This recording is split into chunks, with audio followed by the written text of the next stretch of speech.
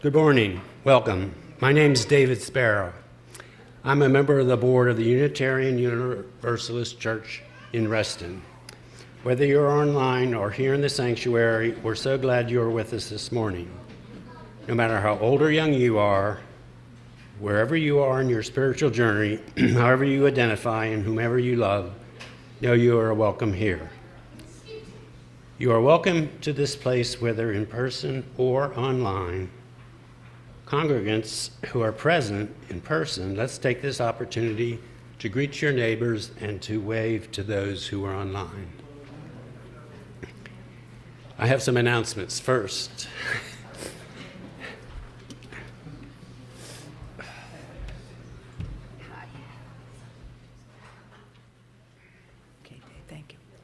Good morning.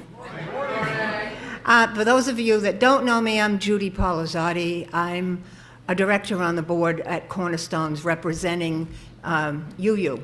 And I just wanted to come up and thank everyone who was a donor to the Gift for Kids program. We gave gift cards to all of the 20 children that we had signed up for and brought them over.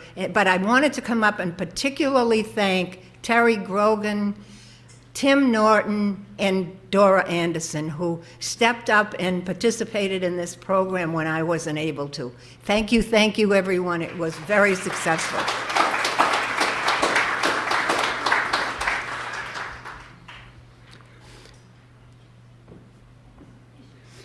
Okay, we have some great things coming up, so let me tell you about a few of them. Join us on game night and potluck on Friday the 12th, beginning at 6. All are welcome. Invite your friends and neighbors. Also, stay after the service to decorate the sanctuary and make home crafts. All ages are welcome. 7th and 12th graders are meeting in the youth room at 1 o'clock this afternoon. Next, would you like to meet your VA delegate or senator in Richmond? Join your UCR friends and VICPP/Cornerstone travel to the Day for All People in Richmond on the 21st of January. For more information, see Dora Anderson. All are invited to join choir members for their annual outreach caroling event. That's today at 1. This is the most special time for our choir year.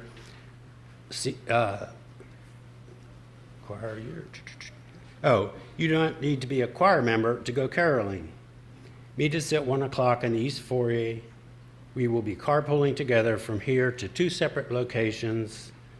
Please carol with us. Help us share the love and goodwill of the holiday season with the senior citizens in our Reston community. Next, Films on Thursday will be screening The Baltimoreans. This Thursday, that's the 11th, at 7 o'clock. Come join us for snacks, film, and good company. Also, stick around after the service next Sunday for Science Sunday. Steve Cohn will deliver a talk entitled Switch On, Robert Moog, and the Science of Music Synthesis. Finally, the Spiritual Alliance of Communities for Reproductive Dignity will offer a series of discussion classes led by Reverend Aileen and Linda Weaver on Saturdays 1 to 4:30, January 10th through 31st. Are you involved in reproductive justice? Considering actions you might take, you just might want to learn more. Join with others at UUCR to deepen your understanding of reproductive justice, engage with the theological approaches to reproductive justice, and learn practices of healing that strengthen our community organizing. Contact Linda Weaver to register. I think there'll be some information about the alternative gift market. Yes, yesterday we had our alternative gift market here in the sanctuary. I want to thank everybody, lots of volunteers, everybody who came and shopped. If you weren't able to come yesterday, I'll be out in the foyer after church. You can still donate, or you can go online. The online form will be up for a few more days. We collected $33,700.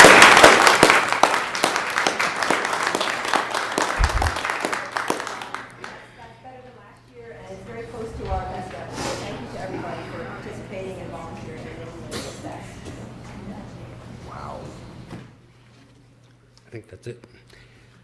Now, let us center ourselves for worship. Please take a moment to silence or turn off your phones. Please take some deep, quieting breaths with me. Let us enter our time to worship together as we enjoy this morning's prelude.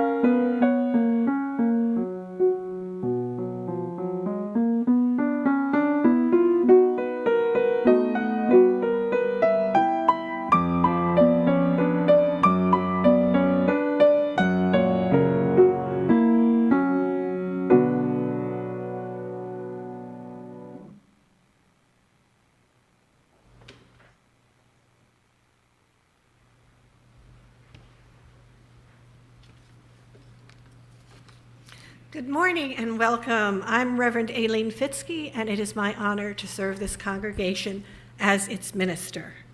Our opening words this morning are from Jan Richardson from her book, Night Visions. Hope's disguises. Hope becomes easier to recognize when we learn that it rarely comes from outside us. More often, it comes from within, emerging from a place where our deepest longings meet our willingness to make them real. In that place, hope sheds its disguises, moving with grace and freedom to point us beyond our delusions toward a landscape of possibility.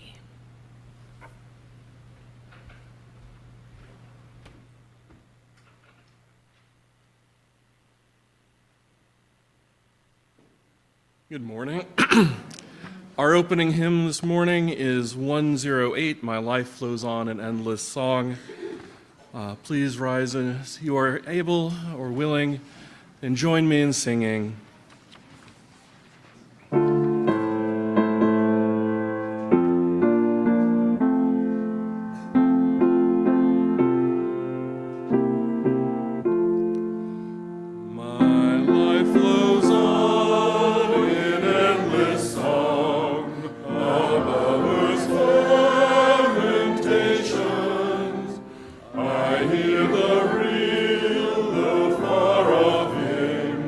That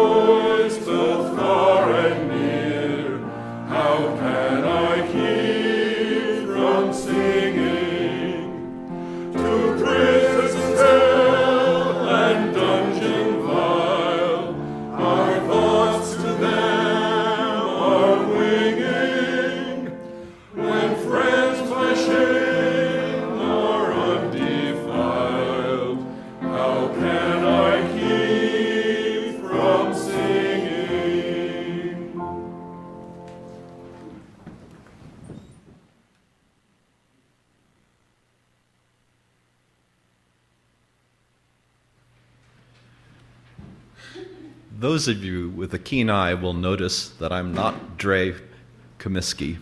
I'm David Niemi, substituting for Dre because she has a bad sore throat today. Today's chalice lighting is from Deborah Falk. The chalice lit among us is a beacon of hope in a world in crisis, a beacon of possibility made manifest in community, a beacon of warmth through our interconnections, a beacon of light illuminating our shared wisdom, a beacon of connection by our being together.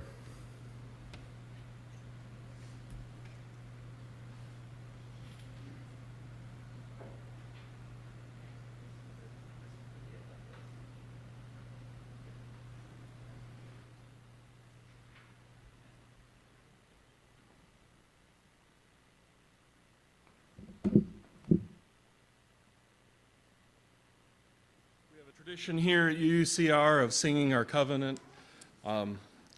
The words are in your order of service, maybe on the screen as well or in your chat. If you are visiting or new here today, please take this as a blessing upon you.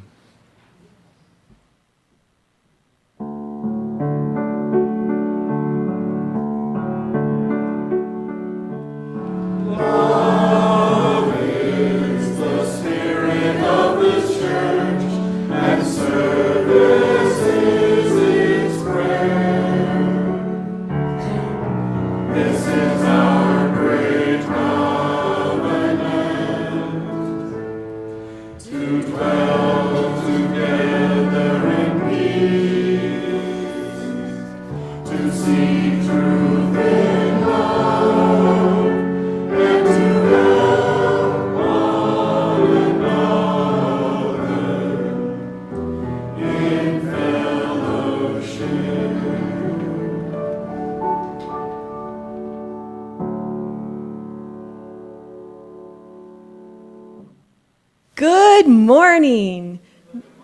Now is the time for all ages, so if you're feeling young of body or young of spirit, I invite you to come forward. We have a few people. Anyone else? Well, welcome, welcome. And we have a wonder box today. So I wonder, Alice, would you like to open it and see what's inside? What's there? It's a frog. I wonder why that's there. Well, our story today is from the Reverend Chris Spice. Once, there were two frogs. They were hopping along, as frogs often do, when suddenly, by accident, they both hopped into a bucket. The bucket was half filled with cream. That made the sides of the bucket really slick, so when they tried to crawl out, they just slipped back. When they tried to hop out, they'd sink into the cream. One frog began to moan, "We'll never get out! We're doomed!"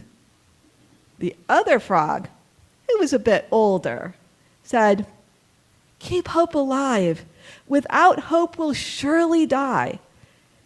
If we continue to hope, we will live to see another sunrise."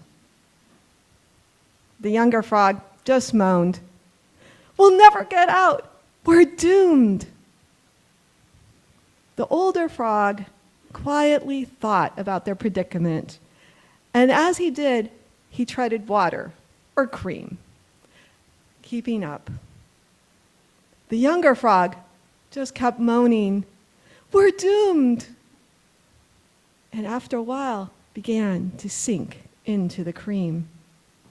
The older frog encouraged the younger frog by chanting, "Keep hope alive, keep hope alive."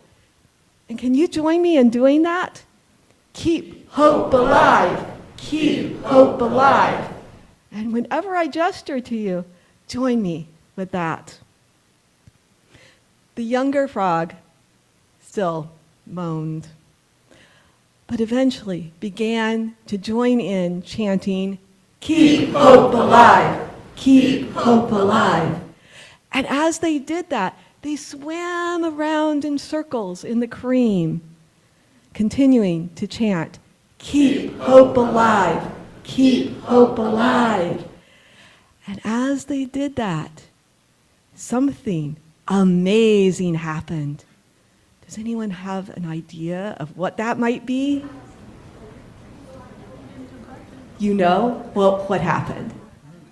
So they kind of turn it into like butter.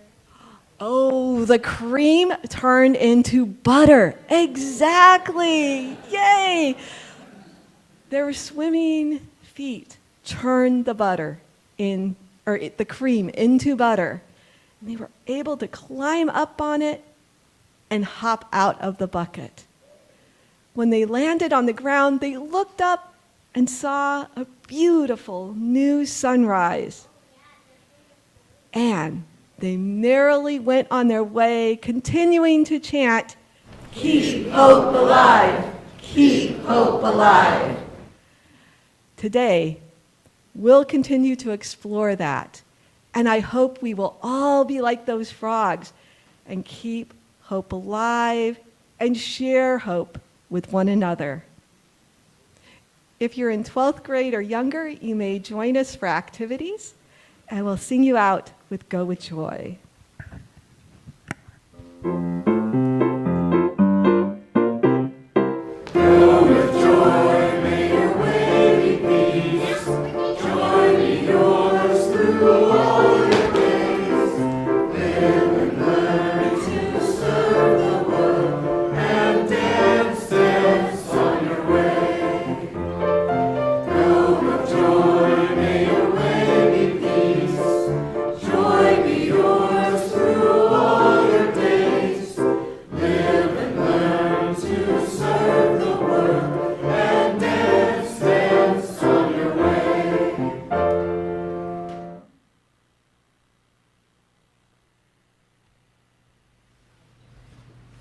Now is the time in our service for the sharing of joys and sorrows, so that no one ever has to hold them alone. If you are joining us remotely this morning, you may wish to light a real or virtual candle wherever you are to mark what is in your heart as members of the in-person congregation place stones in the water here in the sanctuary. If those of you at home would like to share what's on your heart today in the congregational chat on the screen, please write to all attendees, and please remember that what you share will be public. Those at home may then read others' joys and concerns shared in the chat, and then enter into your own time of reflection and prayer as we listen to Diane play our meditation music and as the in-person congregation comes forward to place stones in the water.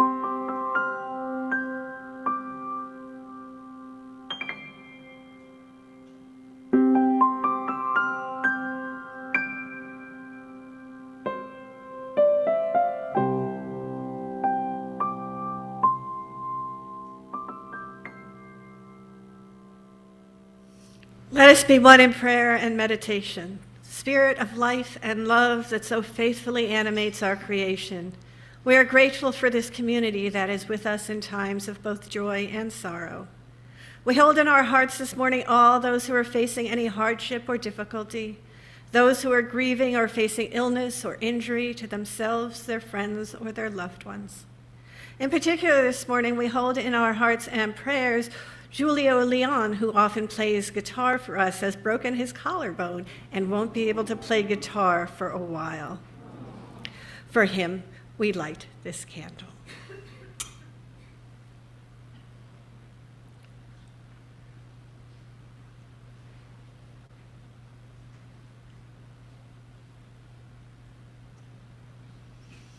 Let us take a moment of silence.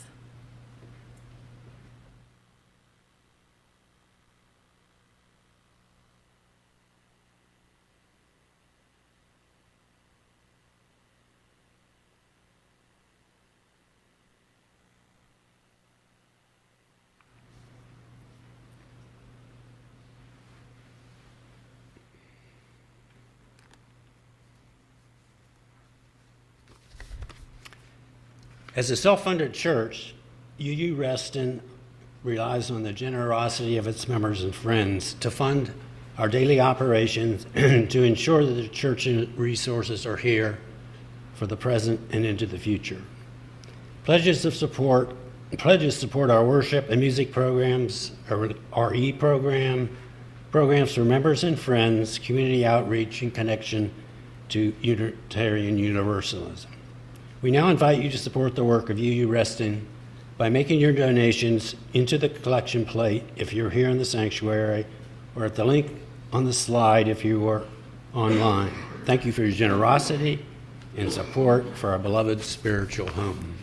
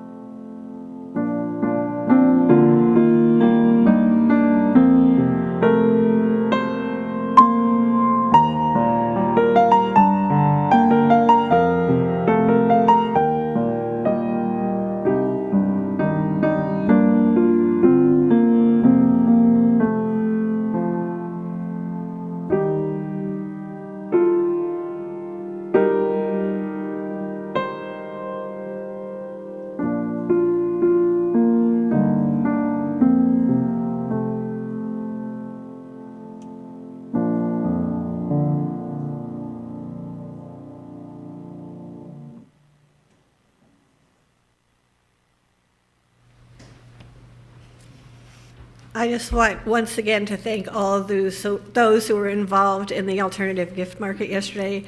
It was really fun and successful. So,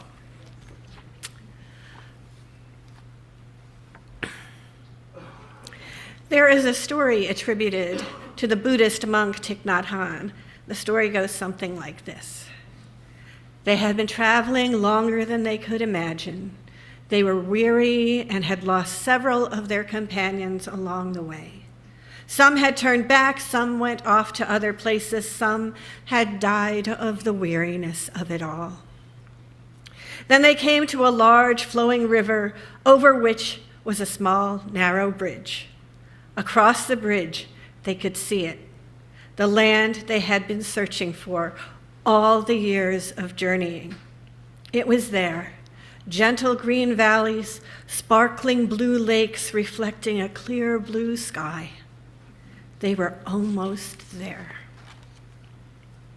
As they crossed the bridge, the children of the land came to greet them. It reminded them of the children they had left behind so long ago. The children approached them and spoke to them, and surprisingly, the children said, "You cannot enter our land. You must go back. You will need to repeat all your struggles. You must go back and do it all again." They stood there quietly, looked at the beautiful land, gently kissed the faces of the children, and said, "We are not afraid." And they turned back and began the journey again. This story is hard to figure out. Like, I read it and thought, these people need rest. They've already done their part. It is up to others now. And that is one way of looking at it, but really that's not the point of the story. And I'm not going to tell you the point of the story right now, just think about it. It is a variation of the hero's journey. After the long, exhausting journey, the hero returns, having fought the enemy, slayed the dragons, and returns triumphant, having learned the lessons that they were supposed to learn. But the part we often forget at the end of it all is that the hero is often sent out again, because that is their archetypal role, to be the hero. The systems theorist Margaret Wheatley asked in her book, So Far From Home, how do we find this deep confidence that, independent of our results, our work is the right work for us to be doing? How do we give up needing hope to be our primary motivator? How do we replace hope of creating change with the confidence that what we are doing, the work we are doing, is the right work anyway?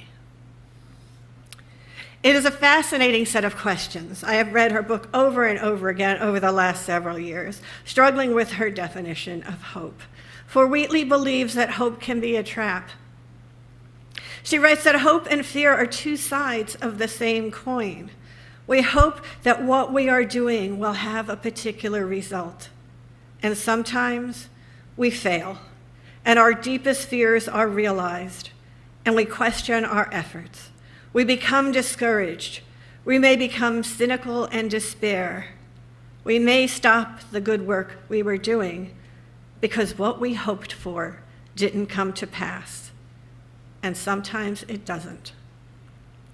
Václav Havel, the leader of the Velvet Revolution, wrote, "Hope is not the conviction that something will turn out well, but the certainty that something makes sense regardless of how it turns out."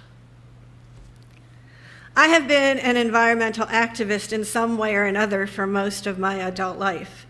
Reading Thomas Berry and Brian Swim, trying to live in a way that treads more lightly on the land, recycling and composting, driving an electric vehicle, writing legislators and op-eds, going to protests and lobby days. And yet over the last 30 years, I have seen some progress. There certainly has been progress in some ways, progress that can't be reversed, but there's also been pushback.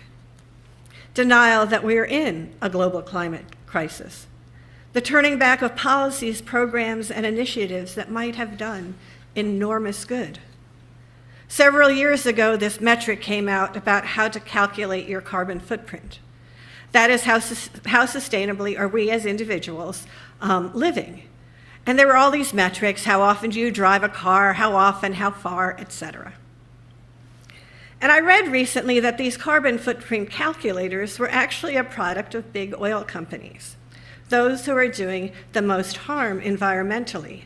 They wanted individuals to feel guilty about their consumption habits so they wouldn't focus on the real perpetrators of large-scale environmental damage. Convincing people that changing individual lifestyles could make the biggest impact.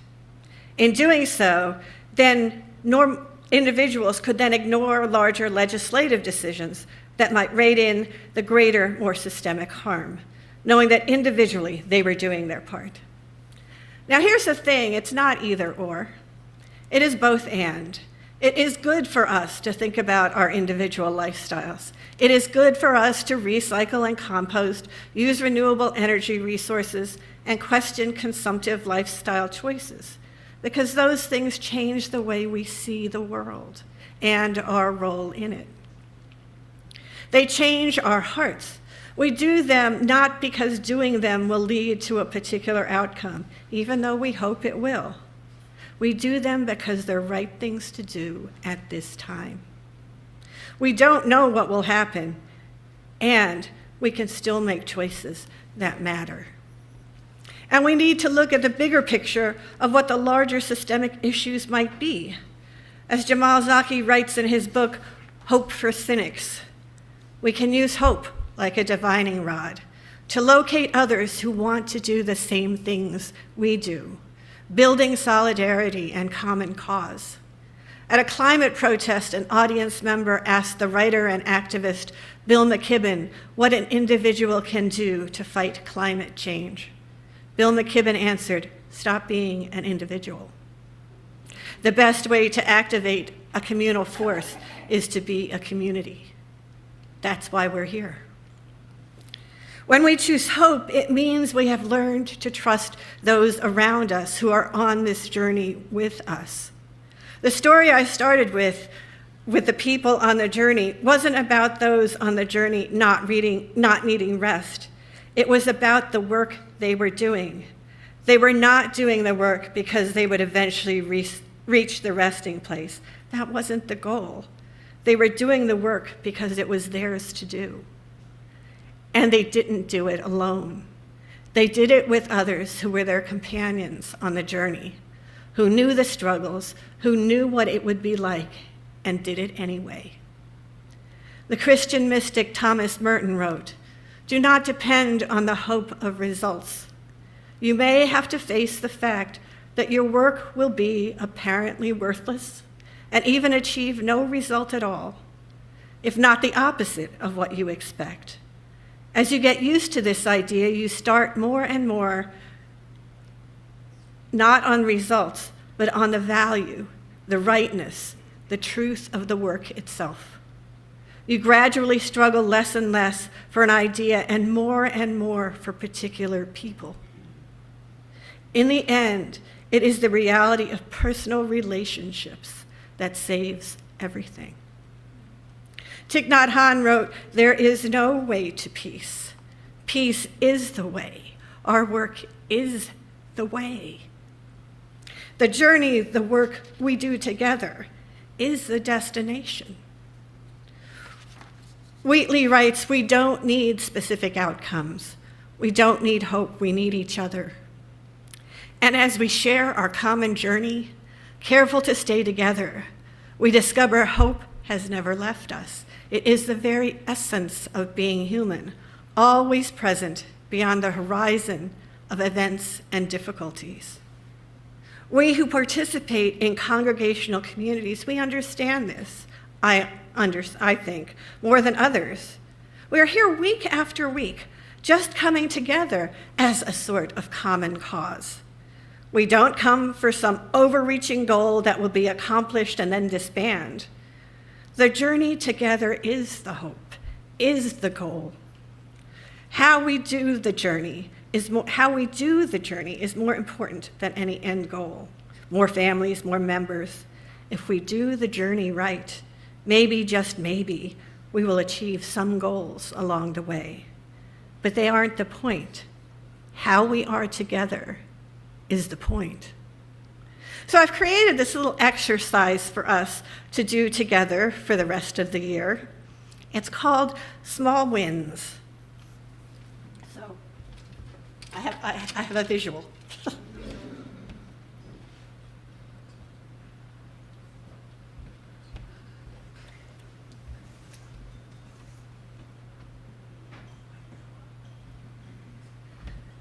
Do you recognize this? It's the stained glass chalice. It's in black and white. And it's a jigsaw puzzle.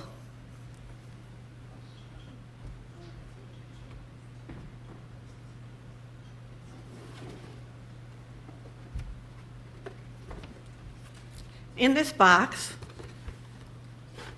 are the jigsaw puzzle pieces, but they're in color. And each of the pieces represents something that needs to get done in the congregation. And they're just little things. They're just one-off things, not like committee work. They're just little things that just have to get done. For example, we would love to have a congregational photographer who takes pictures at events. We'll even provide the camera. And so that's one of the puzzle pieces. And I'll have the list up. This will all be set up in the East Foyer. So I'll have a list of all the things that are on that each puzzle piece represents. And hopefully, when you all see them out there, you'll be able to sign up for something so that the puzzle pieces can go up onto the board. And once all the little tasks are done or taken responsibility for, we'll have a full stained glass in color chalice on the board. So I'm not going to tell you what all of those things are. Like an example is, we just need some people to bring meals sometimes. Not all the time, not every time, just a list of people we know we can reach out to make a meal for somebody, or someone to give a ride to somebody. It doesn't you don't have to do it all the time, but the more people we have doing these small things, the easier it is for everybody. And so I'll have the list up. You'll see it. I'm going to be creating a whole thing on the bulletin board out there. So you'll see all the things, the little things that need to be done. Someone to wash the linens in the kitchen. You know, just little things, not community work, just little things that need to get done. And and hopefully it'll be fun. Almost none of the things are individual things. They're things you can do with other people. So, our goals along the way, they're not the point. How we are together is the point. Amen, and blessed be.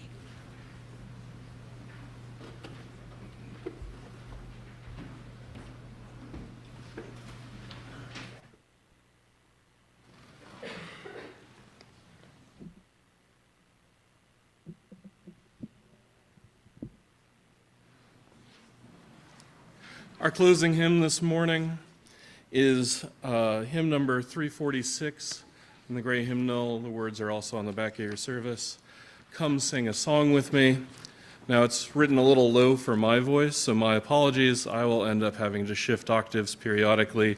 So feel free to stand as you are willing or able and join me in singing in whichever octave or octaves you choose to sing.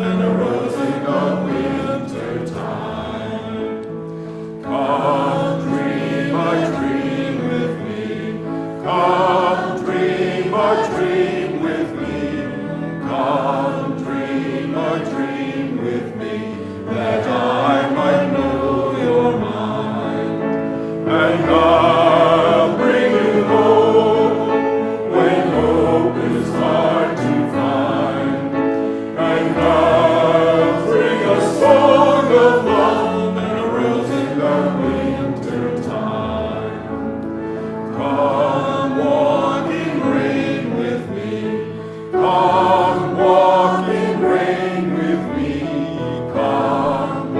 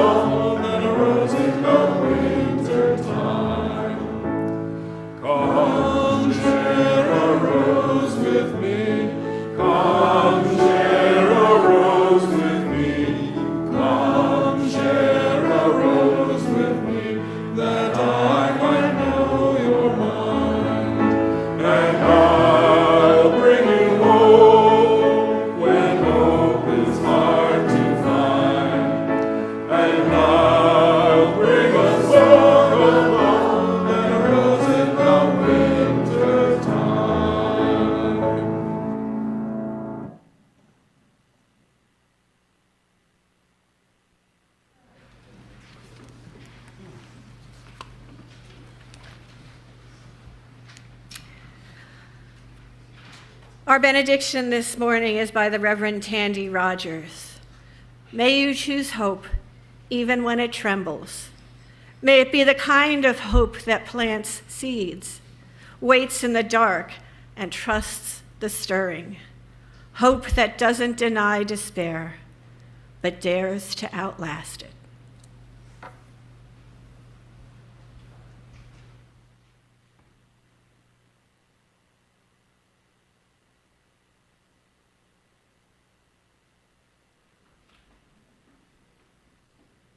Today's chalice extinguishing words are by Elizabeth Sell Jones.